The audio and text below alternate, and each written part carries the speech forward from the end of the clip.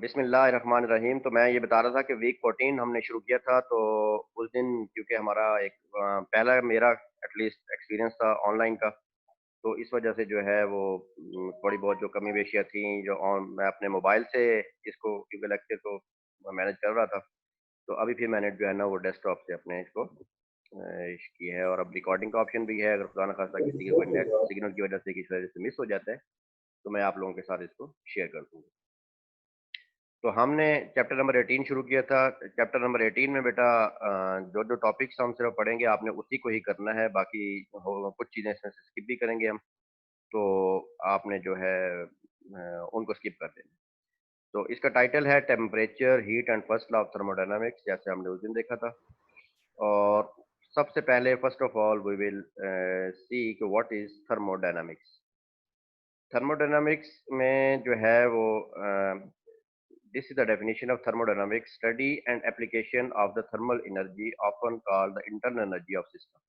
आपने thermal energy की application और इसकी स्टडी करें जिस ब्रांच ऑफ फिजिक्स में या साइंस में, that is known as the thermodynamics. And this is the central concept of the central concept of thermodynamics is the temperature।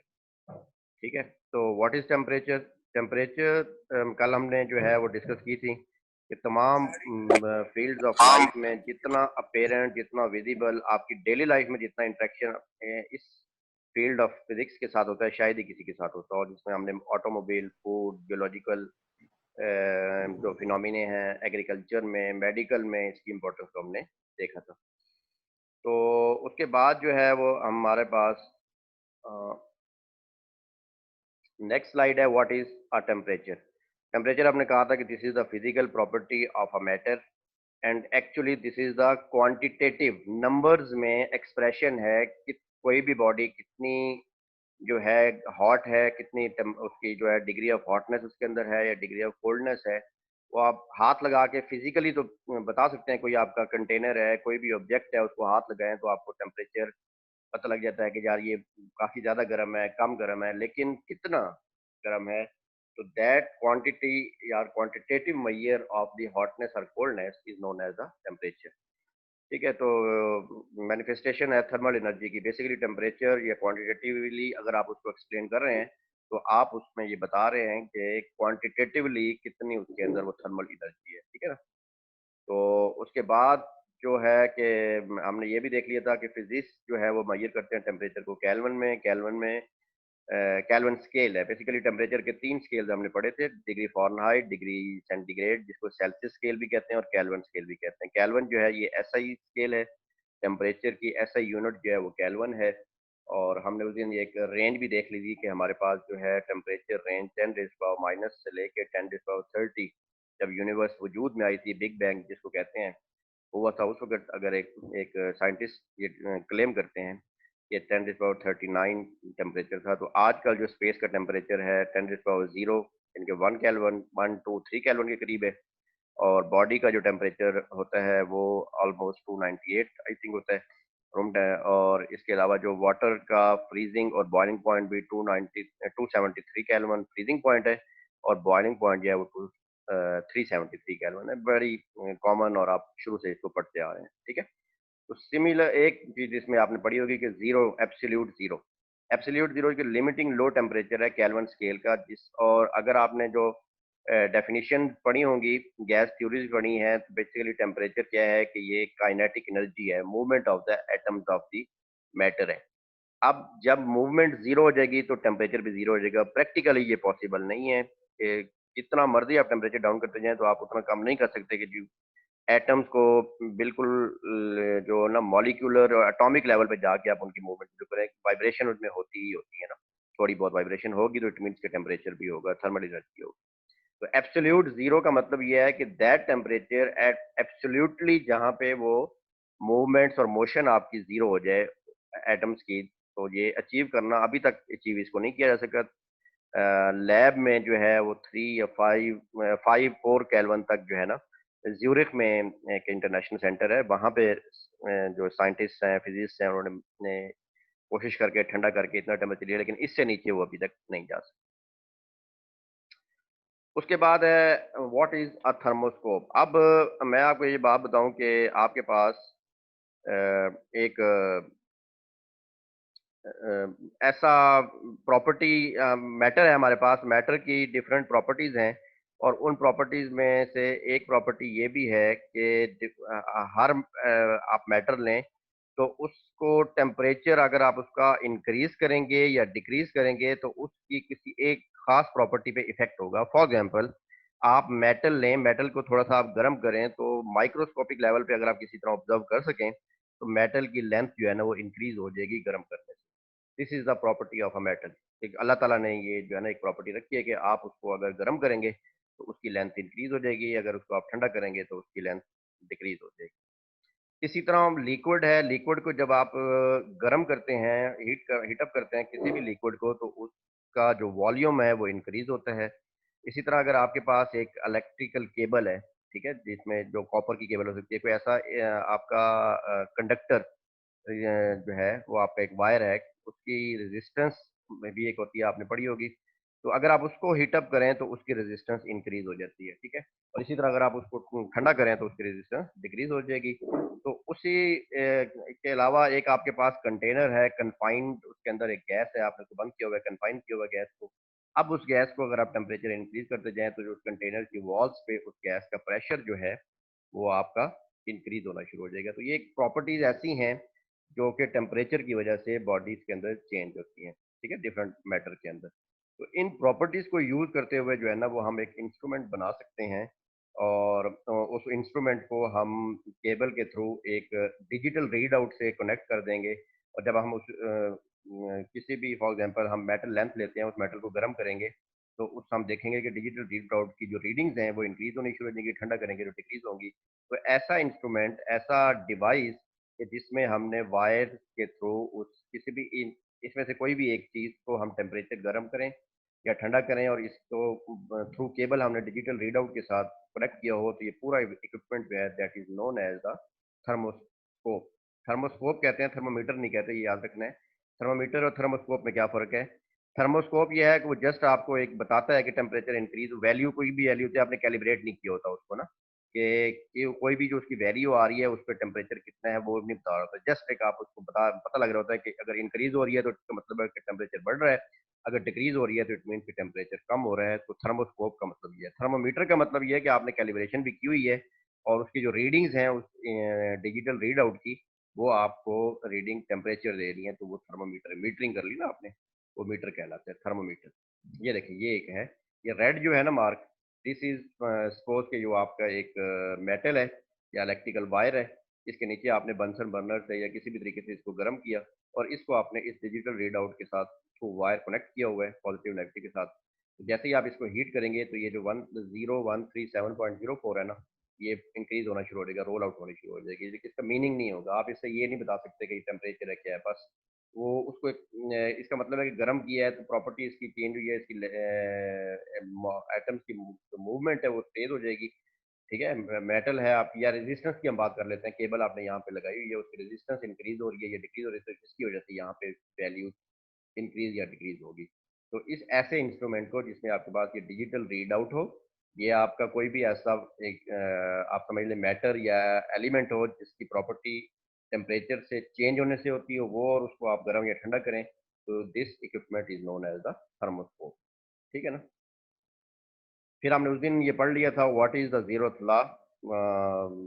थोड़ा सा मैं इसको रिवाइज कर देता हूँ कि if bodies A and B, दो बॉडीज हैं हमारे पास A and B, these are each in thermal equilibrium, means के दोनों का एक जैसा टेम्परेचर है, with a third body T, यानी कि ए और टी आपस में थर्मल इक्विलिब्रियम पे है, एक ही टेम्परेचर है, बी और टी एक आपस में एक ही टेम्परेचर में है, तो हम ये कहेंगे कि ए और बी भी आपस में थर्मल इक्विलिब्रियम है, और इसको हम कहते हैं this is the zeroth law of thermodynamics.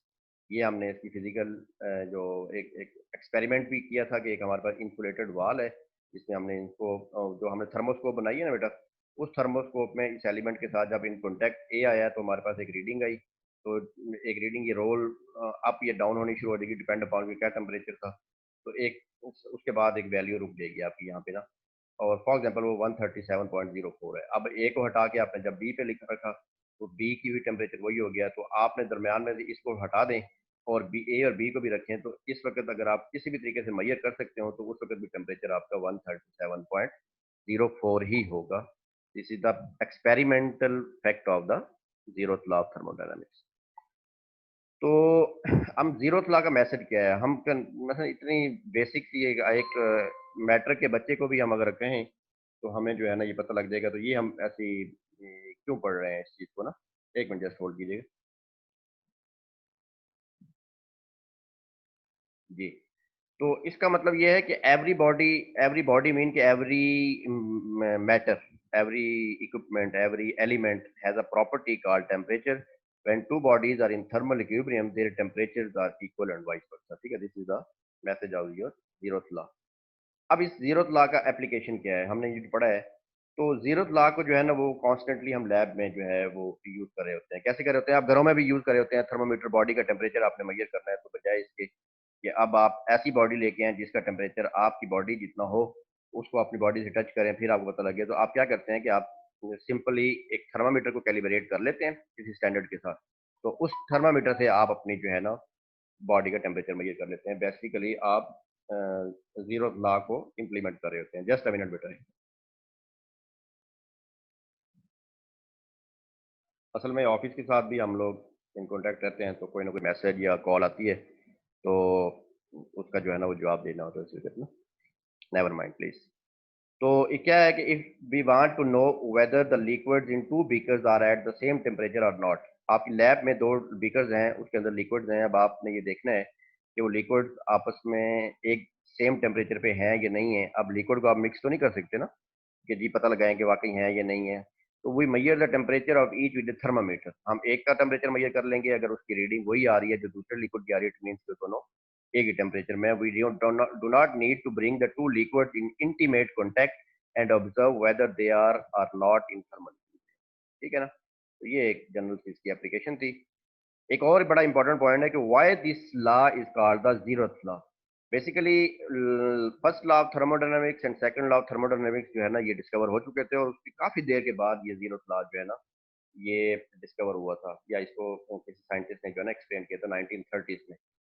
लेकिन इसमें फंडामेंटल प्रॉपर्टी टेम्परेचर को जो है ना वो डिस्कस किया गया था। टेम्परेचर को इसमें जो है हमने ये कॉन्सेप्ट ऑफ टेम्परेचर जो है फंडामेंटल हमारे थर्मोडायनामिक्स का, उसको एक्सप्लेन किया गया है। तो और उस टेम्परेचर की बेस पे फर्स्ट और सेकंड लॉ क्योंकि एक्सप्लेन होते हैं, तो इसलिए फिर इसको उनसे कम नंबर दिया गया, और फर्स्ट सेकंड तो पहले कह चुके थे, तो इसलिए this law is called the zeroth law. ठीक है, ये भी लॉजिक इंपॉर्टेंट है, ये पेपर में आपके आ सकती है।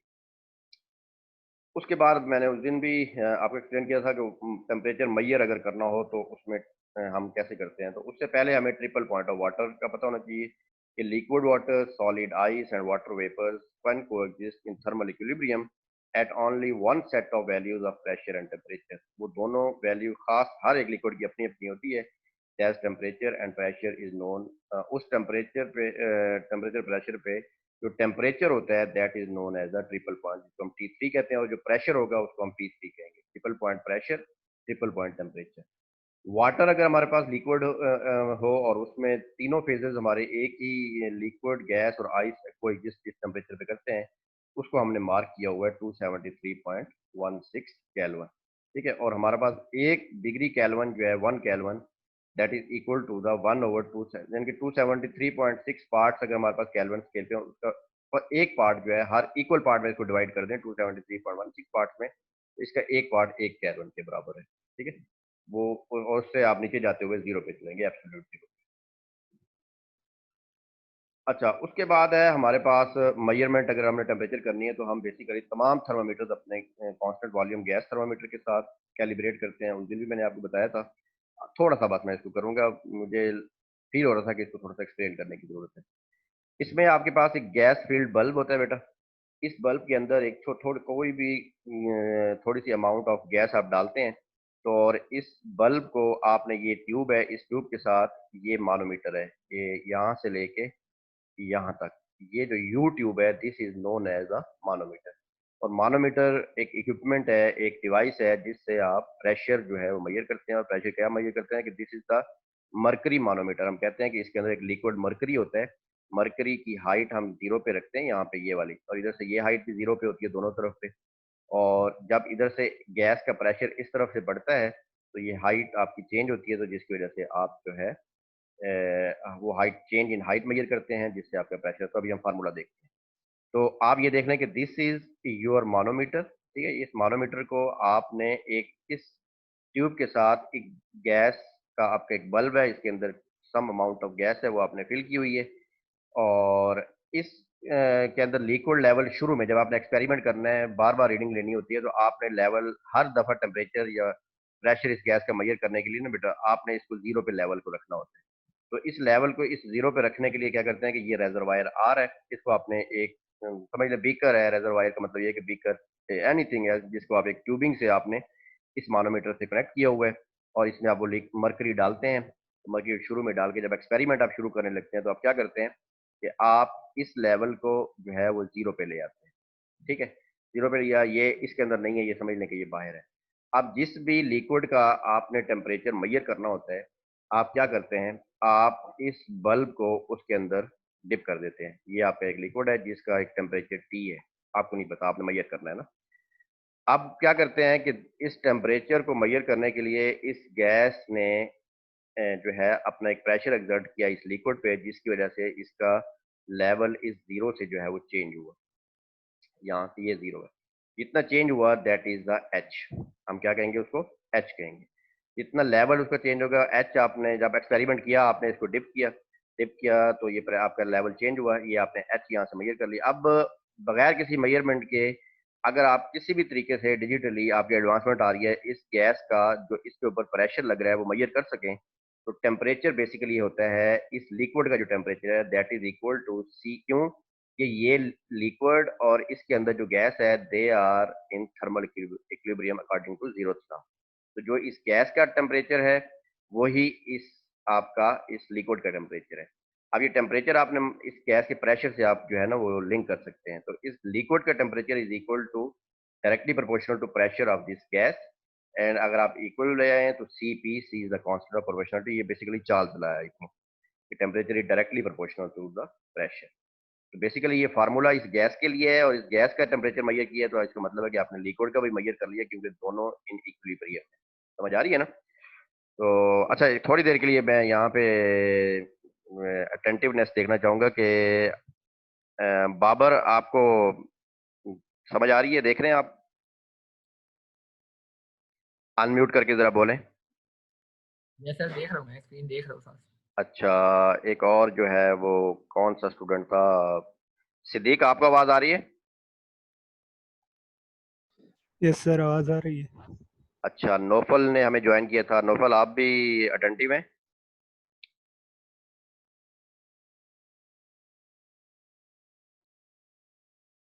नौफल, ये दरमियान में जो नहीं होगा उसकी अटेंडेंस जो है वो मैं काउंट नहीं करूंगा, ये मैं बता रहा हूँ। अच्छा, इसके अलावा और किसने हमें ज्वाइन किया था? हदीका, आप बैठी हैं? सर चलें, अच्छा जी, तो समझ आ रही है आप लोगों को ना? Ali, yes sir. Yes sir. Yes sir, आ रही है। चलो ठीक, प्लीज। अच्छा, तो ये हमारे पास जो है ये टेम्परेचर, इस जो गैस फील्ड जो बल्ब है इसका जो टेम्परेचर है, बेसिकली अगर हम ये गैस का टेम्परेचर मेजर कर लें तो वही इस लिक्विड का है, क्योंकि they are in thermal equilibrium. और थर्मल इक्विलिब्रियम में होने की वजह से अब इस गैस का temperature is according to Charles law T is equal to C into P है, और सी इज द कांस्टेंट है। सी हमें नहीं पता, अब हर गैस का सी अपना होता है, वो हम कैसे मेजर करें, तो हम थोड़ा सा और तरीके से देखते हैं। अब पी क्या होता है? मानोमीटर अगर आपने पढ़ा होगा इंशाल्लाह, मैट्रिक और एफएससी में भी आपने देखा है कि मानोमीटर में जो pressure P minus P not, delta P जो होता है एटमॉस्फेयर एब्सोल्यूट, एक इस लिक्विड के ऊपर इस गैस का जो प्रेशर है उसको एब्सोल्यूट प्रेशर कहते हैं। एटमॉस्फेरिक प्रेशर के अलावा जो प्रेशर डायरेक्टली सिर्फ इस गैस की वजह से लग रहा है वो एब्सोल्यूट प्रेशर होता है, और that is equal to delta P, P minus P naught. Atmospheric pressure भी उसके साथ लग रहा होता है जो कि गैस लगा रही है, तो उसको हम कहते हैं P minus P naught is equal to rho G H. Minus sign का मतलब ये है कि बेसिकली ये प्रेशर हम पी नॉट से ऊपर मेजर कर रहे हैं ना, तो इसलिए हम इसको रो जी एच को माइनस करते हैं एटमॉस्फेरिक प्रेशर से। तो पी माइनस पी नॉट जो है वो रो जी एच है, ये फार्मूला है मानोमीटर का। आप किसी भी नेट पे देखेंगे, अपनी बुक में देखेंगे, इसमें भी 14 चैप्टर में भी ये मानोमीटर है, उसमें थोड़ा सा आप इसको रिवाइज कर सकते हैं कि P minus P naught is equal to rho G H है। माइनस इसलिए लगाते हैं कि यहाँ पे हम, क्योंकि गैस है हमारे पास, तो हम इसको जो है माइनस रो जी एच कह रहे हैं, क्योंकि ये एटमॉस्फेरिक से इसका प्रेशर ऊपर हम देखना चाह रहे हैं। तो P is equal to actual pressure जो लग रहा होगा लिक्विड मरकरी के ऊपर, that is equal to P naught, atmospheric pressure को निकाल दें, minus rho G H. Rho is the density of the mercury, G is the gravitation constant 9.8 आपको पता है, और H is the difference between zero और जो इसका लेवल जो है वो चेंज हुआ है। ठीक है ना? एक मिनट, ये मैसेजेस आ रहे हैं। सर ये नौफल को आवाज नहीं आ रही सर। सर नौफल नौफल का आया मैसेज, आया सर, आवाज नहीं आ रही। चलो ठीक है ठीक है, तो क्या करें, मैं मेरी बाकियों को आवाज आ रही है? यस सर आ रही है। यस सर आ रही है। थोड़ी थोड़ी सी काट रही है सर। अच्छा, मैं बेटा, ये तौसीफ ने लिखा है कि सर अब चैट नहीं पढ़ता। बेटा आप मुझे नजर आ गई है, थोड़ा सा जरा मैं न्यू हूँ, थोड़ा सी मुझे जो है ना वो आप इतनी कंसेशन दे दें कि अब मैंने चैट आपकी देख ली है, तो मैं देख रहा हूँ चैट को। ठीक है, अभी मुझे मैसेज आया है किसका, राबिया का। 2 मिनट सिर्फ, मैं फिर हम शुरू करते हैं। सर बहुत स्लो है आवाज बेटा, स्लो है तो आप अपना वॉल्यूम को चेक करें, जिस डिवाइस से आप यूज कर रहे हैं। और इसके अलावा मरियम क्या कह रही है जी कि सर सना का डिस्कनेक्ट हो गया, उसकी रिक्वेस्ट एक्सेप्ट कर लें। कहाँ से एक्सेप्ट करूँ जी? बेटा उसे कहें रिक्वेस्ट सेंड करे, मैं करता हूँ अभी। सना, सना है या सना है, सॉरी सना होगी। अच्छा, अब तौसीफ साहब फरमा रहे हैं कि जी बार बार डिस्कनेक्ट हो रहा है। बेटा ये इशू तो है अब ना, और चलें आप लोग ना फिक्र ना करें, जो जितना करें कि जो हो रहा है करें, और इंशाल्लाह इसकी रिकॉर्डिंग मैं आपको अपलोड कर दूंगा, तो फिर आप उस रिकॉर्डिंग से कर सकते हैं। और इसके अलावा मुझसे फ़ोन पे भी आप पूछ सकते हैं, पढ़ेंगे ना इंशाल्लाह। ईजी है कॉन्सेप्ट आपके लिए, क्योंकि आपने पहले भी बहुत ज़्यादा कॉमन टेम्परेचर को स्टडी किया हुआ है, तो आप इसको जो है ना आपको बात आ जाएगी। तो मैं दोबारा लेक्चर पे जा रहा हूँ, तो कोशिश करें कि कोई बहुत ज़रूरी बात हो तो मैसेज करें, वरना प्लीज़ इसको जो है ना वो आप लेक्चर को थोड़ा सा एक बार सुन लें। अच्छा बस सर अटेंडेंस का इशू है, ये तौसीफ साहब कह रहे हैं। ये तौसीफ भाई आपकी अटेंडेंस पक्की मार्क हो गई है जी। अली यार ये रेड मार्कर से जो है ना उसको नोट कर लें कि तौसीफ ने अटेंड की है। ठीक है ना? Okay sir. ठीक है सही है। चले जी, खुश रहें सब लोग। बेटा अब हम लेक्चर अपना शुरू करते हैं, ठीक है?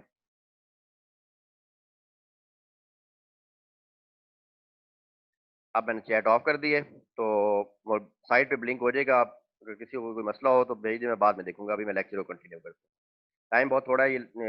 अच्छा एक याद रखिएगा कि हो सकता है कि ये 40 मिनट बाद ना डिस्कनेक्ट कर देंगे ना हमारी इस को। तो अगर लेक्चर रहता हुआ तो फिर मैं दोबारा कनेक्ट करके ना आपको दोबारा लिंक भेज दूंगा। तो आप लोगों ने उस वक्त तक नहीं, जब तक मैं साइन ऑफ का कहूँ ना आपको कि साइन ऑफ हो गया है, तब तक आपने साइन ऑफ नहीं करना, ठीक है ना? Yes sir. अच्छा, तो मैं ये था यहाँ पे था कि जी टेम्परेचर आपने मेजर करना है इस लिक्विड का। तो इस लिक्विड जो है ये इस गैस के साथ थर्मल इक्विलिब्रियम है, आप इस गैस का टेम्परेचर मेजर कर लें। और गैस का टेम्परेचर मेजर क्या है कि चार्ल्स लॉ कहता है कि C इंटू पी है, इसका प्रेशर आप मेजर कर लें इस लिक्विड के ऊपर। अब इस लिक्विड पे मानोमीटर हमें ये बता रहा है कि इस गैस का प्रेशर क्या है, और ये प्रेशर डिपेंड करता है कि जितना टेम्परेचर ज्यादा होगा उतना ही इस गैस का इसके ऊपर प्रेशर ज्यादा होगा।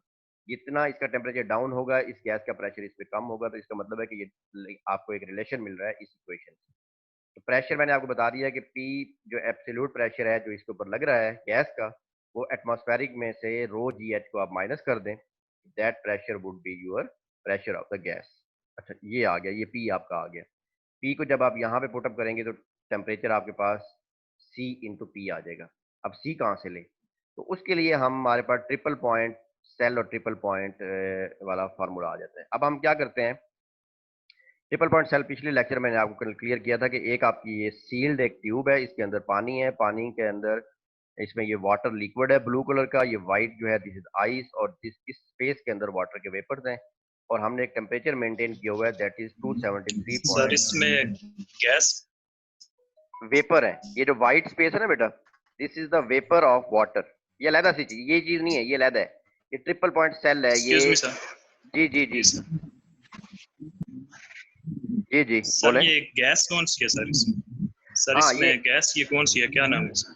जी बेटा, मैं आगे एक्सप्लेन करता हूँ कि गैस आपकी हीलियम भी हो सकती है, नाइट्रोजन भी हो सकती है, 2-3 तरह की गैस है।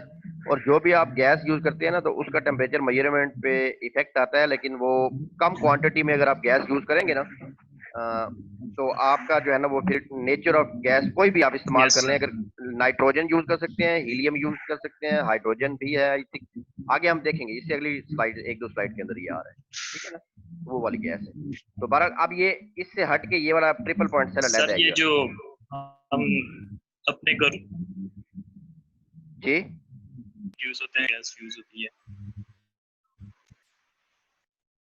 बेटा एक मिनट होल्ड। आवाज आ रही है? जी जी ये पहले अपना नाम बोला करें बेटा, कौन बोल रहे हैं?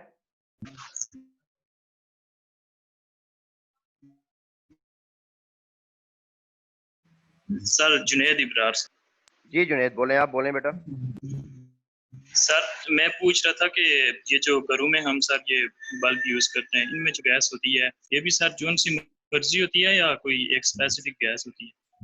बेटा मैं ये कह रहा हूँ कि नाइट्रोजन भी यूज कर सकते हैं, हीलियम भी है, वो जो कंपनी इसको बनाएगी वो डिपेंड करता है कौन सी अवेलेबल है, लेकिन जनरली इसमें हीलियम भी यूज कर सकते हैं, नाइट्रोजन भी कर सकते हैं, दोनों इजीली अवेलेबल गैस है ना। नाइट्रोजन खासतौर पे आप कर सकते यस सर, यस सर, सही है सर। हैं। अच्छा, मरियम कह रही है जी कि अक्सा और सना जो है उनकी रिक्वेस्ट, बेटा मुझे रिक्वेस्ट समझ नहीं आ रही, कहाँ पे है, मुझे नहीं आई रिक्वेस्ट ना।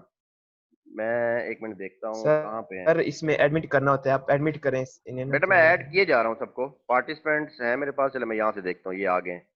अच्छा एडमिट ऑल हो गए, सॉरी सॉरी, इदरीस, फारूक और सना, ये अब हो जाएंगे मेरा ख्याल है, एडमिट कर लिया मैंने सबको ना। आई होप कि ये ज्वाइन कर लेंगे। चले, ठीक है जी। मरियम मैंने कर लिया है, अगर और किसी को मैसेज कर दें अगर कोई किसी का नहीं ना हो रहा होगा ना।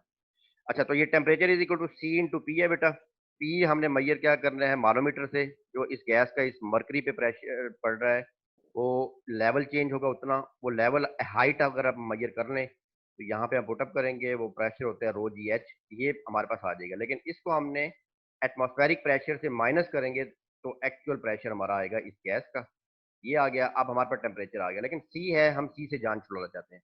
तो हम बात कर रहे थे अपने ट्रिपल पॉइंट सेल की। ट्रिपल पॉइंट सेल ऐसा होता है कि जिस इस सेल का ये जो ब्लू, एक मिनट होल्ड करें, आप इनको जरा देख लें, मैं लेक्चर में हूँ, एक मिनट बच्चों को साइड पे कर लें। अच्छा, तो ये सेल में आपके पास है, तो इसका टेम्परेचर 273.16 केल्विन है और इसका एक अपना प्रेशर है। तो बेसिकली आप क्या करेंगे कि इसको आप इस गैस, ये जो है ना, अ, इस बीकर को हटा के अब आप इसमें रखेंगे, सेल के अंदर। जब इस सेल के अंदर रखा तो इसमें जो गैस का टेम्परेचर वही टेम्परेचर है जो इस liquid gas, that is the T3, actually triple point है, वो है C इंटू P3। इसका मतलब है गैस का प्रेशर भी P3 होगा, ट्रिपल पॉइंट प्रेशर होगा। जो वाटर का ट्रिपल पॉइंट है वही प्रेशर होगा।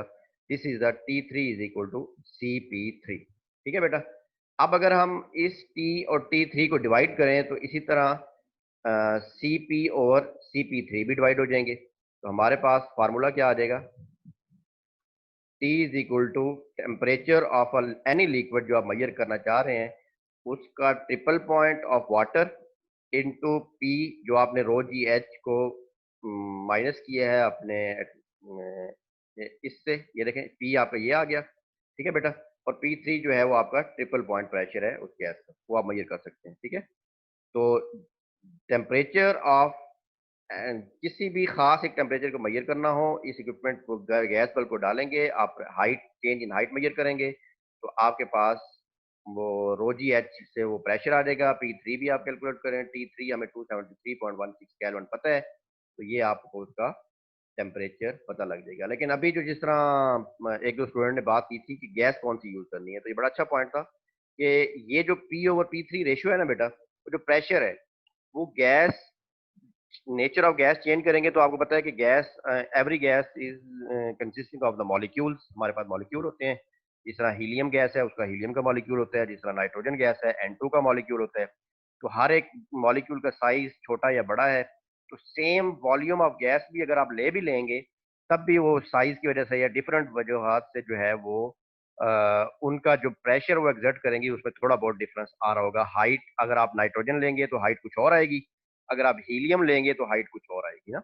यहाँ पे इधर इधर आप हीलियम गैस लेंगे तो हो सकता है कि हाइट जितनी ये फॉर एग्जांपल 5 सेंटीमीटर आपके पास आई है या 0.05 मीटर आई है, तो अगर आप हीलियम लेंगे तो हो सकता है ये 0.045 मीटर आ जाए या थोड़ा सा फर्क पड़ेगा। तो आपकी जो लैब की वर्किंग होती है जब मेजरमेंट्स कर रहे होते हैं तो बहुत माइन्यूट सा फर्क भी आप अफोर्ड नहीं कर सकते, क्योंकि उससे रीडिंग में बहुत ज़्यादा फर्क पड़ जाता है कैलकुलेशनों में ना। तो उसके लिए क्या करेंगे, उसके लिए एक टेक्निक है कि आपने जो है ये जो फार्मूला यूज करना है ना, ये वाला T is equal to 273.16 kelvin into P over P three. ये पी ओवर पी थ्री आपने इस कंडीशन में मेजर करना है कि व्हेन लिमिटिंग कंडीशन लगाने दी gas approaches to zero.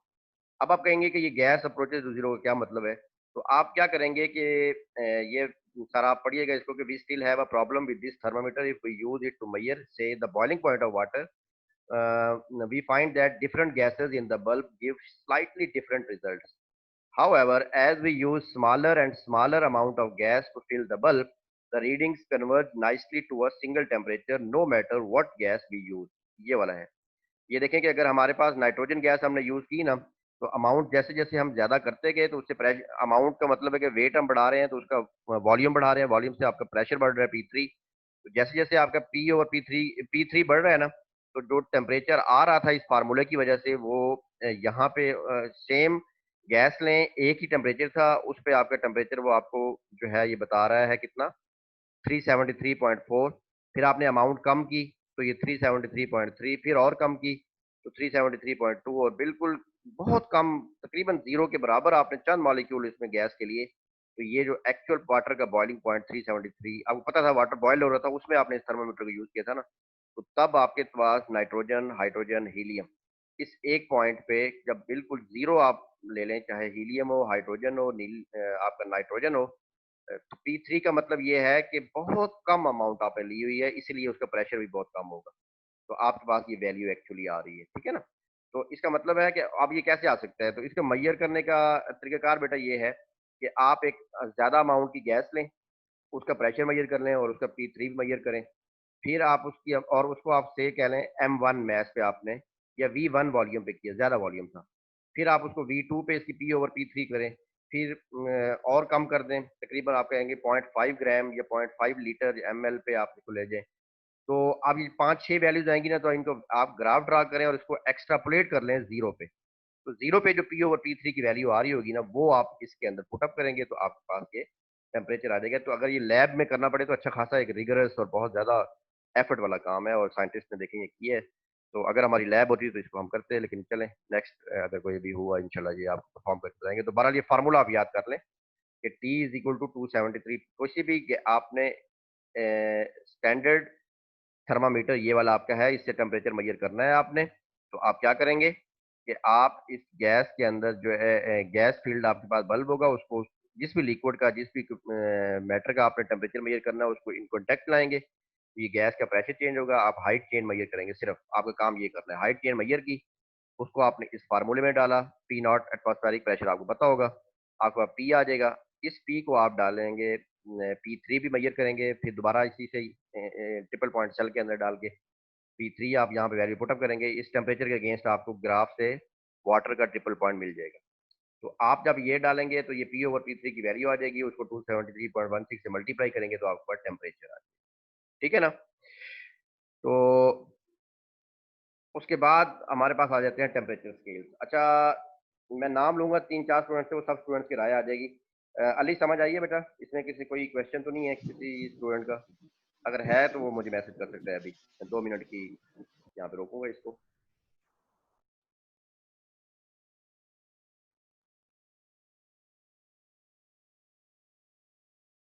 Ji student समझ आ रही है?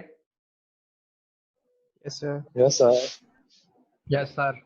चलें, तो अब यहाँ पे 18-1 हमारा टॉपिक खत्म हो गया। आपने 18-1 पूरा टॉपिक जो है वो बुक से वही नोट्स हैं, वही आपके लिए सब कुछ है। 18-1 को हेलिडे की चैप्टर 18 का आपने 18-1 टॉपिक को अच्छी तरीके से स्टडी करना है। अगर किसी को कोई इसमें क्यूरी हो, कोई मसला हो, तो आप मुझसे कॉन्टैक्ट कर सकते हैं through WhatsApp, through phone, through message, through email, ठीक है, किसी भी तरीके से आप मुझे कहेंगे, मैं इंशाल्लाह आप लोगों को क्लियर करवा दूंगा। अब हम दूसरा सर अपना टॉपिक नंबर पढ़ने भेज जा देना रहे हैं। ग्रुप में। जी सर अपना नंबर भेज देना ग्रुप में, अली को बोले भेज दे आपका नंबर। बेटा, नंबर, मोबाइल नंबर मेरा है, अली के पास भी है और अक्सा के पास भी है, तो आप उससे ले सकते हैं। अली आप सबके साथ बेटा शेयर कर दें नंबर ना ग्रुप में, अक्सा आप भी शेयर सर कर दें। सिक्स का ग्रुप बना हुआ है, सिक्स का ग्रुप बना हुआ है उधर हाँ हाँ, उस व्हाट्सएप ग्रुप का। में भी मेरा है। बहरहाल आप एक दफा ही शेयर कर दीजिएगा नंबर ना। ओके सर, कर दी। तो ये आपके पास जो है ना टेम्परेचर स्केल्स हैं, बहुत सिंपल है कि आपने जिस तरह हमने कैल्विन स्केल पढ़ा है, तो कैल्विन स्केल पे बेसिकली जो हमारे पास फिक्स पॉइंट्स हैं हर एक स्केल के अंदर ना, हम एक स्टैंडर्ड बनाते हैं। तो फिर हमने स्टैंडर्ड बनाया है freezing point of the water, क्योंकि वाटर बहुत कॉमन लिक्विड है, हमारे इर्द गिर्द पाया जाता है। तो हमने बेसिकली इसको जो है ना एक फॉर्म बताया, वरना और केमिकल किसी और लिक्विड को भी बना सकते हैं, गैस को भी बना सकते हैं, लेकिन वो मुश्किल होता है उसको मैयर करना और उसको अवेलेबिलिटी। तो वाटर को हमने एक स्टैंडर्ड बनाया है डिफरेंट टेम्परेचर स्केल्स पे। जस्ट आप थोड़ा सा समझ लें कि ये मार्किंग है। अब आप क्या करें कि आपने एक फ्रीजर के अंदर पानी को रखा और पानी जब बिल्कुल फ्रीज हो गया, आइस बन गई, तो आपने उसमें से उसको निकाला। निकाल के आपने जो है एक स्केल, सेल्सियस स्केल है, आपने कहा जी कि उस जो बर्फ बनी हुई है ना, इस बर्फ का टेम्परेचर, ऐसी साइंटिस्ट थे जिसका नाम सेल्सियस था, उसने अपनी आसानी के लिए लैब वर्क में करने के लिए उसने कहा जी कि सेल्सियस, उसका अपना नाम भी था, उसने उसको सेल्सियस स्केल भी कह दिया, सेंटीग्रेड भी कहते हैं उसको। तो उसने कहा जी that temperature is 0 degree C, उसने ये कह दिया। एक स्केल बनाना था ना, उसने स्केल डेवलप किया पूरा। तो उसने स्टैंडर्ड वाटर को लिया, जब बिल्कुल आइस बन गया वाटर, उस वक्त जो टेम्परेचर था, जो भी रीडिंग एक आ रही थी, तो उसने कहा जी कि this temperature is actually 0 degree C। फिर वो थोड़ा थोड़ा उसका टेम्परेचर बढ़ाता गया, थोड़ा सा उसने उसको गर्म किया और इसी थर्मामीटर से उसने एक रीडिंग मैयर की, जो भी उसकी वैल्यू है, उसने कहा जी ये मेरे पास 1 डिग्री आ गया, 2 डिग्री आ गया, बढ़ाता गया बढ़ाता गया। तो जब उसने देखा कि आइस मेल्ट हो गई है और मेल्ट होने के बाद वाटर एवेपोरेट होना शुरू हो गया है, तो उस वक्त उसने जो टेम्परेचर मेजर किया, उसने कहा जी that temperature is actually 100 degree C। ठीक है, तो 0 डिग्री उसने फ्रीजिंग पॉइंट ले लिया वाटर का, 100 डिग्री C उसने बॉइलिंग पॉइंट ले लिया और उसको उसने कहा दिया जी कि इस दौरान मार्किंग उसने 100 मार्किंग कर दी इक्वल, और हर एक मार्किंग को उसने कहा जी एक मार्किंग बराबर है 1 सेंटीग्रेड की। तो 1 सेंटीग्रेड, 2, 3, 4, 10, 15, 99 और 100 पे वाटर आपका बॉयल हो जाता है। इस ऐसा स्केल जिसपे वाटर का फ्रीजिंग पॉइंट 0 है, बॉइलिंग पॉइंट 100 है, दरमियान में जो पॉइंट्स हैं वो आपके 100 इक्वल पॉइंट्स हैं। तो इससे नीचे भी आप माइनस सेल्सियस में भी जा सकते हैं, प्लस 100 से ऊपर भी जा सकते हैं। This scale is known as the Celsius scale. इसी तरह एक और साइंटिस्ट था, उसने देखा कि यार टेम्परेचर थोड़ा सा जब आप बढ़ाते हैं तो 0 से 1 डिग्री तक जाता है ना, तो बहुत ज्यादा बढ़ जाता है। तो लैब के अंदर उससे कम टेम्परेचर भी चेंज करता था, तो दरमियान में कोई रीडिंग थी नहीं। अब 0 1 के दरमियान जो है, उसने कहा यार ये जो डिफरेंस है ना, इसको मैं थोड़ा छोटा कर देता हूँ। तो उसने मार्किंग थोड़ी सी नैरो कर दी और उस मार्किंग को उसने कहा जी कि this is one marking is known as the Fahrenheit, degree Fahrenheit. और उसने कहा जी कि मेरे पास जो वाटर का फ्रीजिंग पॉइंट है ना, दिस इज एक्चुअली 32 फॉरेनहाइट, और बॉइलिंग पॉइंट जो है वो 212 डिग्री फॉरेनहाइट है। और इस और 212 से 32, ये बिल्कुल कोई इसकी एक्सपेरिमेंटल बेस नहीं थी, कोई ऐसी चीज नहीं थी, बस उन्होंने पता नहीं क्यों 32 और 1 to 12 दे दिया, उसको नाम दे दिया। और उसने 100 पार्ट्स की बजाय ज्यादा पार्ट्स में उसको जो है ना वो इसको डिवाइड कर दिया। कितने बनते हैं 32 और 212? 172।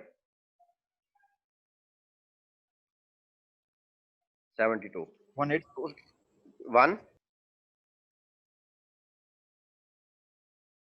180 है, 180 है बिल्कुल। तो उसने जो है ना 100 की बजाय तकरीबन 1.8 टाइम ज्यादा उसने मार्किंग की। इसका मतलब है कि उसने मार्किंग को बहुत छोटा रखा, तो जिसकी वजह से उसको हम कहते हैं। अब ये टेम्परेचर आपने कन्वर्ट अगर करने हो तो कन्वर्जन है कि सेंटीग्रेड स्केल पे टेम्परेचर अगर आपने मैयर करना है, कैल्विन में आपको टेम्परेचर टी के पता है, तो आप कैल्विन का जो भी टेम्परेचर हो उसमें से 273.15 माइनस कर दें, तो वो आपका डिग्री सेल्सियस में टेम्परेचर आ जाएगा। इसी तरह अगर आपके पास डिग्री सेल्सियस में टेम्परेचर है, आप कहते हैं कि डिग्री फॉरनाइट पे है, इंटर कन्वर्जन क्या है, तो आप 9.9/5 इंटू टी सी से मल्टीप्लाई कर दें और प्लस उसमें 32 ऐड कर दें, तो आपके पास डिग्री फॉरनाइट में। आपने मैट्रिक और एफएससी में इसके डिफरेंट जब बेसिकली पूरा वो पढ़ी होगी लॉजिक के ये कहाँ से फार्मूला है, बहरहाल यहाँ सिर्फ फार्मूले आप इसको अपने माइंड में रखें, ठीक है ना। तो इसके बारे में बुक में आपके बड़ा इंपॉर्टेंट गिवन है कि जी सेल्सियस स्केल कहाँ पे यूज होता है, फॉरनाइट स्केल कहाँ पे यूज होता है, डिफरेंट जो है ना इसकी एप्लीकेशन है वो आपने बुक से अपने देखनी है, ठीक है। तो इसके बाद हमारे पास एक एग्जांपल है, ये कॉरेस्पॉन्डिंग टेम्परेचर थोड़ा सा देख लेते हैं। बॉइलिंग पॉइंट ऑफ वाटर अगर फॉरनाइट स्केल है उस पर 212 डिग्री फॉरनाइट है और सेंटीग्रेड स्केल पे आपके पास 100 डिग्री फॉरनाइट है। बॉडी टेम्परेचर क्या है जी 37 सेंटीग्रेड में आप लेंगे 37। और आपने देखा होगा कि जो थर्मामीटर है डॉक्टर्स आपको बताते हैं आपकी बॉडी का जो क्लिनिकल थर्मामीटर यूज होता है एक्चुअली वो फारेनहाइट यूज होते हैं, क्योंकि बॉडी टेम्परेचर की बड़ी अहमियत है आपकी ना सेहत के हवाले से। आजकल जैसे आप देख रहे हैं टेम्परेचर थोड़ा सा भी होता है, कोरोना कोरोना का शोर पड़ जाता है, तो इसमें क्योंकि मार्किंग बड़ी क्लोज है तो हम बेसिकली फॉरनाइट को यूज करते हैं, क्योंकि इसमें थोड़ा सा टेम्परेचर राइज हो तो 1 डिग्री जल्दी आ जाती है एज कम्पेयर टू सेंटीग्रेड के ना। तो हम आपसे क्वेश्चन पूछा जा सकता है कि क्लिनिकल थर्मामीटर कौन सा यूज किस यूनिट में होता है, तो best actually that is in degree Fahrenheit. और बॉडी का टेम्परेचर होता है 98.6 जो नॉर्मल बॉडी होती है। टेम्परेचर हो तो 99 पे कहते हैं जी इसको बुखार है, देख लें 98.6 फॉरनहाइट या 99 फॉरनहाइट हो जाए तो बुखार फील होता है, आपकी बॉडी का टेम्परेचर बढ़ा हुआ फील होता है आपको। तो 100 99 100 और 102 101 तो फिर बहुत ज़्यादा बुखार है ना, वो तो कंडीशन अल्लाह ना करेगा अगर ज़्यादा देर रहे तो उसमें जान का भी खतरा होता है। तो एक्सेप्टेड कंफर्ट लेवल जो है क्या है, अगर आप कमरे में बैठे हैं घूम फिर रहे हैं, आपका एनवायरनमेंट बॉडी कहाँ पे कंफर्ट फील करती है, तो वो बाहर अगर टेम्परेचर एनवायरनमेंट का 20 डिग्री सेंटीग्रेड हो तो आपकी बॉडी कंफर्ट फील करती है। इसी तरह 68 ये 20 का बराबर 68 फॉरनाइट है। फ्रीजिंग पॉइंट आपका 0 और 32 है। 0 ऑफ फॉरनाइट स्केल पे अगर 0 होगा तो सेंटीग्रेड में वो -18 तकरीबन आपका बनता है। और दोनों स्केल किस एक खास टेम्परेचर पे एक ही वैल्यू दे रहे होते हैं, एक्चुअली दैट इज -40। ये याद रखिए -40 पे दोनों जो है ना ये बड़ा इंपॉर्टेंट है, ये आपकी ना एमसीक्यूज है उसमें आ सकते हैं फिल इन द ब्लैंक्स में। तो वैसे भी नॉर्मल आपकी डेली लाइफ में भी काफ़ी कॉमन यूज है, तो ये अच्छी तरह इनको आपने याद करना है। तो ये उसकी जो है ना ग्राफिकल है। ये एनोटेशन किसने ऑन की हुई है, मैं सॉफ्टवेयर ऐसे इंस्टॉल किया हुआ है, मुझे एक टीचर और ने भी जो है ना ये कहा था। तो काइंडली कोई इस तरह की चीज़ नहीं चलेगी, अपनी एनोटेशन बंद करें वरना मैं सॉफ्टवेयर से पता लगा लूँगा। और इसको अंडू करें, जिसने ये ऑरेंज कलर की लाइन ड्रा की है, अंडू करें इसको।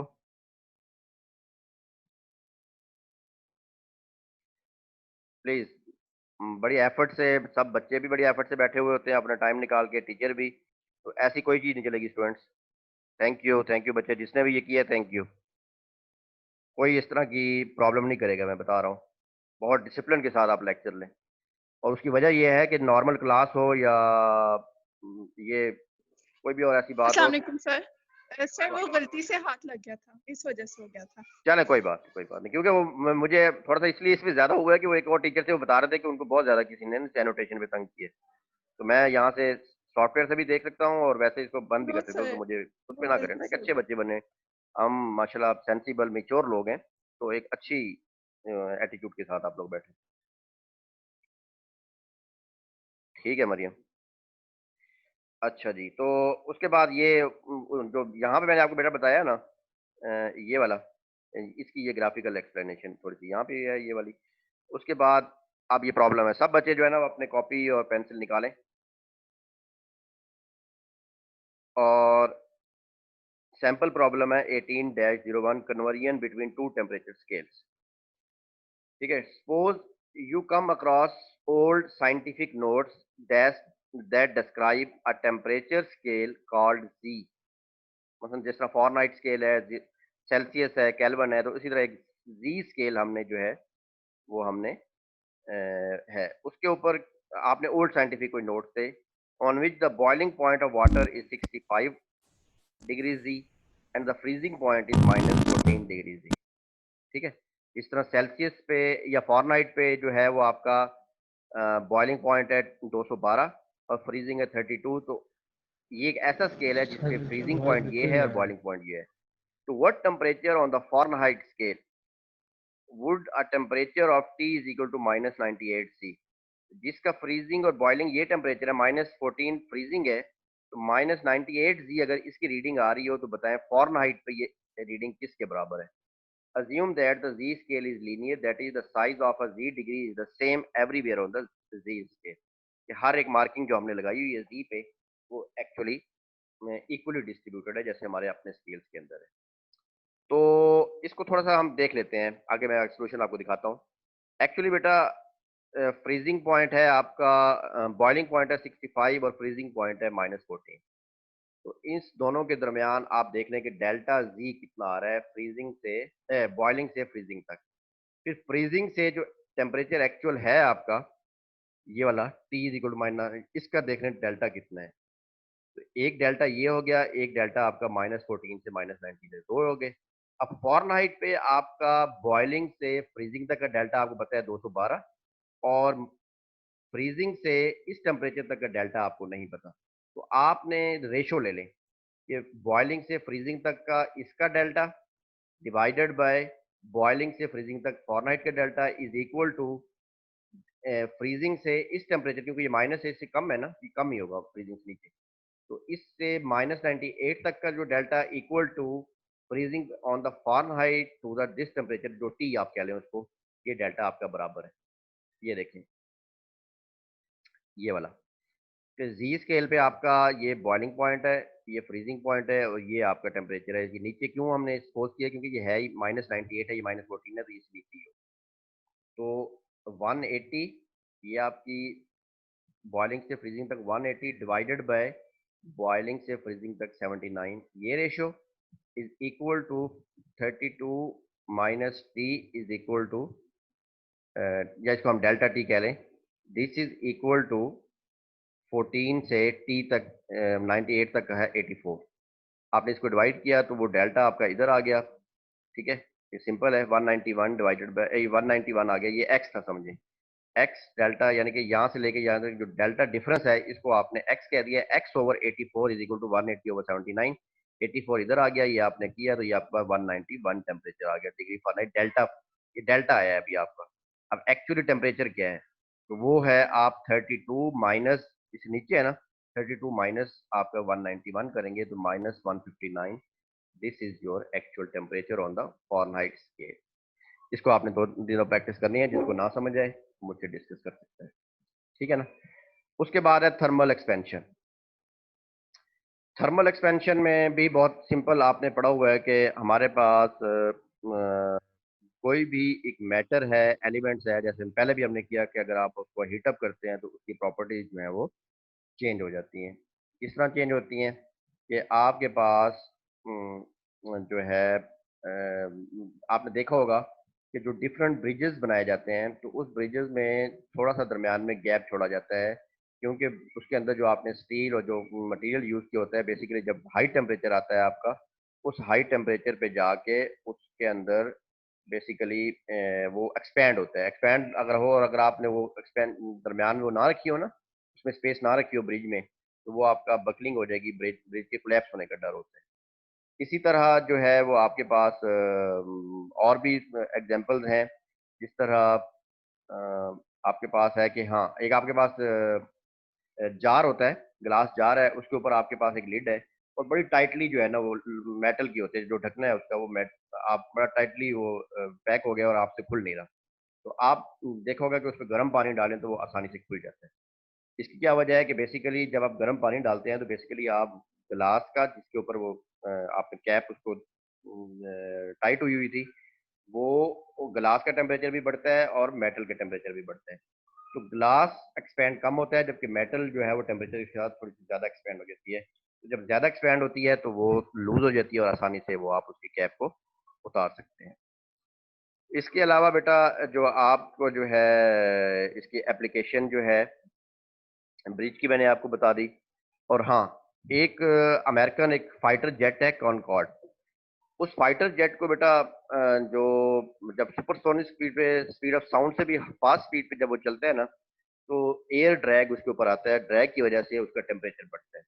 जब टेम्परेचर बढ़ता है तो वो इतना ज़्यादा बढ़ जाता है कि जो उसकी मेटल्स है बेसिकली तकरीबन 12 से 13 सेंटीमीटर तक उसका साइज बढ़ जाता है। जस्ट इमेजिन कि 12 से 13 डिग्री सेंटीमीटर तक उसका साइज, नॉर्मल जो साइज होता है जब वो हाई टेम्परेचर पे हाई स्पीड पे जाता है तो उसकी लेंथ बढ़ जाती है। तो उसको डिज़ाइन इस तरह किया जाता है कि अगर वो लेंथ बढ़े तो उसके किसी ऑपरेशन पे फ़र्क ना पड़े।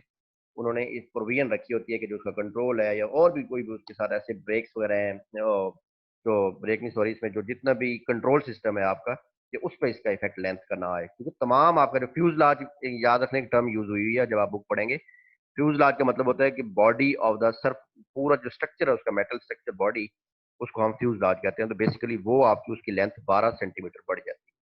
तो ये भी एक थर्मल एक्सपेंशन का फिनोमिना है जो कि नेचुरली आप इर्द गिर्द अपने फील करते हैं। ठीक है, तो इसको जो है ना वो हम बड़ा इंपॉर्टेंट फिनोमिना है, तो इसको हम सबसे पहले देखते हैं कि लीनियर एक्सपेंशन हमारे पास होती है। एक्सपेंशन दो तरह की होती है कि कोई भी मैटर है वो आपका लेंथ वाइज भी बढ़ता है और उसका ओवरऑल 3 डायमेंशनल बढ़ रहा होता है, उसका वॉल्यूम भी चेंज होता है। तो सॉलिड्स के अंदर ना बेटा आमतौर पे हम 3 डायमेंशन को नहीं देखते, हम सिर्फ 1 डायमेंशन को, उसकी लेंथ को देख लेते हैं, जिससे हमें पता लग जाता है इफेक्ट का, तो हम कैलकुलेट बाकी कर सकते हैं। तो लीनियर एक्सपेंशन क्या है कि all object change size with changes in temperature, ये हमने पढ़ा। For a temperature change delta T, यानी कि शुरू में आपका रूम टेम्परेचर था, आपने उस मटेरियल को गर्म करना शुरू किया और उसको 50 डिग्री तक गर्म कर दिया, तो डेल्टा टी क्या हुआ, 50 माइनस 25 रूम टेम्परेचर, तो 25 डिग्री डेल्टा टी आपने बढ़ा दिया सेंटीग्रेड। तो आपने for a temperature change delta T, a change delta L in any linear dimension, L is given by change in length is equal, proportional होती है basically change in delta T, और proportional होती है original length के। जितनी original length ज्यादा होगी उतनी चेंज इन लेंथ भी ज्यादा आएगी, ओरिजिनल लेंथ कम होगी तो चेंज इन लेंथ भी आप ऑब्जर्व नहीं कर सकते। तो this change in length is equal to L actual length of the material, alpha is the coefficient of linear expansion and delta t is the change in temperature। Basically ये एक आपसे, और उसके बाद हमारे पास बेटा दूसरा होता है वॉल्यूम एक्सपेंशन। वॉल्यूम एक्सपेंशन होता है the change in the volume of a solid और लिक्विड, जो है वो तीनों डायरेक्शन में मिलके जो चेंज आ रही होती है, that is the volume expansion. और वो भी ओरिजिनल वॉल्यूम, अब और ये बेसिकली लिक्विड के लिए होता है बेटा। तो हम सॉलिड में भी ये इस्तेमाल कर सकते हैं लेकिन लिक्विड में ज्यादा वॉल्यूम एक्सपेंशन यूज होती है। और हम कहते हैं, और वो भी उसका फार्मूला है delta V is equal to original volume of the liquid at the original temperature. जब आपने टेम्परेचर T2 तक ले गए, बेसिकली डेल्टा टी का मतलब है T2 माइनस T1। T1 आप द ओरिजिनल टेम्परेचर जिसपे उसका वॉल्यूम V था, T2 जो है वो आपका वो टेम्परेचर जहां तक आपने टेम्परेचर इंक्रीज किया, और डेल्टा टी उन दोनों का डिफरेंस है। और V, डेल्टा V जो है आपका ओरिजिनल वॉल्यूम से सेकंड वॉल्यूम तक जो चेंज इन वॉल्यूम आया वो वॉल्यूम है। दैट अगर आपने वो फाइंड करना है तो आपको एक्चुअल वॉल्यूम आप मेजर कर लेंगे, चेंज इन टेम्परेचर जो आप लेके आएंगे वो पता होगा। और बीटा जो है ये आपको लिटरेचर में गिवन होता है, this is the coefficient of volume expansion. और ये देखा गया है कि लिक्विड्स के अंदर जो एक्सपेंशन है वो 3 टाइम्स ज्यादा है एज कम्पेयर टू सॉलिड्स। ठीक है ना, लिक्विड्स में जो एक्सपेंशन है beta is the 3 time of the coefficient of linear expansion. ये बड़ा इंपॉर्टेंट पॉइंट है, इसको अच्छी तरह आपने जो है ना देखना है। थैंक्स। यहाँ तक जो था ये इसका जो प्रेजेंटेशन मैंने बनाई थी, इससे रिलेटेड टॉपिक में जो है वो कोई और नहीं है, लेकिन नॉर्मल चीज़ है वो आपने देख लेना इस टॉपिक के अंदर। तो इसके बाद फिर इंशाल्लाह नेक्स्ट लेक्चर में हम फर्स्ट लॉ ऑफ थर्मोडायनामिक्स और इस चैप्टर को ख़त्म करेंगे, और इंशाल्लाह फिर बाकी भी मैं आपसे जो है ना वो चीज़ें शेयर करूँगा। एक मिनट अभी,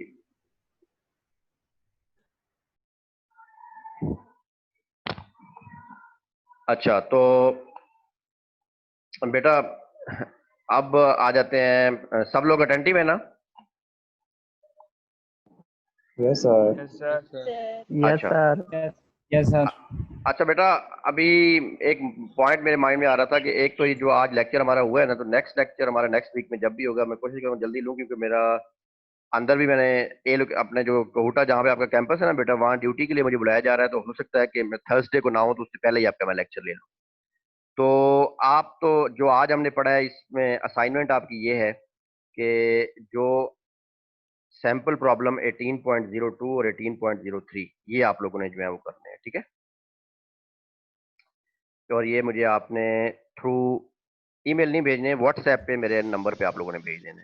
जो फिजिक्स का लड़कों का जो ग्रुप बना हुआ है ना, वो फिजिक्स वाले भी भेज दें, और गर्ल्स का जो बना हुआ है बेटा वो आपने अक्सा को सबमिट करवा देनी है, वो मुझे सेंड कर देगी मेरे को। सर पिक्स बना के भेज सर जी पिक्स इमेज बना बना के के, भेज दें। जी बेटा इमेज बना के सॉल्व करें, और सॉल्व करके उसका इमेज बनाया और उसको व्हाट्सएप करना है। सब लोगों ने फिजिक्स वाला जो बॉयज का फिजिक्स ग्रुप है वहां पे कर दें सब लोग, और गर्ल्स जो है वो अक्सा को भेजें, अक्सा मुझे शेयर कर देगी। दूसरा ये कि सर जी लास्ट कौन डेट कौन क्या सी है? जी प्रॉब्लम रिपीट सर की? जी लास्ट डेट, समझ नहीं आई बेटा। सर जी सर लास्ट डेट लास्ट क्या डेट है? बता लास्ट डेट बेटा आप आज क्या डेट, आज संडे है ना, परसों ट्यूसडे को आपने सबमिट करवानी है मुझे। 2 एग्जांपल दिए ना बेटा। कौन कौन सी टॉपिक बता देना। अच्छा ये दरमियान में ना बेटा मुझे मैसेजेस 5:01 पे 4-5 मिनट पहले मरियम ने कहा किया है कि जी आवाज नहीं आ रही, फिर राबिया कह रही है आवाज नहीं आ रही, नौफल। तो बेटा मैं ये जो लेक्चर है ना ये आप लोगों का शेयर कर दूंगा इंशाल्लाह, ठीक है ना। तो आपने उसमें जो मिस हो गया वो आपने देख लेना। दूसरा ये कि आप ये बताएं कि पहले 4 चैप्टर का मैं चाह रहा हूँ कि क्विज हो जाए आपका ना, कि काफी टाइम हो गया उनको पढ़े हुए, और तो आप लोग उसकी थ्योरी और उसकी जो एग्जांपल्स हैं, न्यूमेरिकल नहीं, थ्योरी और जो सैंपल पॉइंट्स है ना बेटा, उसका क्विज मैं लेना चाह रहा हूँ। तो नेक्स्ट संडे को ले लूँ वो,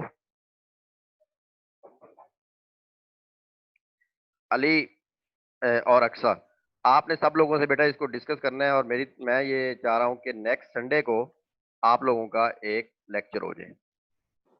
आवाज आ रही है बेटा? यस सर आ रही है। तो नेक्स्ट संडे को इंशाल्लाह आप लोगों का पहले 4 चैप्टर जो हमने पढ़े हैं, जो टॉपिक्स, उनकी थ्योरी और उनके सैंपल जो प्रॉब्लम्स हैं उनका एक क्विज होगा। तो ये अली और अक्सा आप लोगों से कोऑर्डिनेट कर लेंगे तमाम बच्चों से, और नेक्स्ट संडे इंशाल्लाह हमारा इसका लेक्चर होगा, ठीक है ना बेटा। यस तो सर। इसके साथ ही बेटा सर जी जी जी सर हाल अगर सर थ्योरी कर ले तो फिर इसके बाद न्यूमेरिकल्स कर ले। जी बेटा। सर ऐसे कर लें, आगे भी बहुत लेक्चर हैं सर, इसी तरह क्विज होंगे। ये तकरीबन पूरा वीक क्विज का है सर, तो पहले थ्योरी कर लें, अब ये दूसरा कर लें सर, हाफ हाफ कर लेना। अच्छा चले बेटा पहले 4 सर चैप्टर की थ्योरी कर लें, चले फिलहाल थ्योरी कर लें, ठीक है। सही है sir, thank you sir. Sir ji papers का कुछ बताए ना।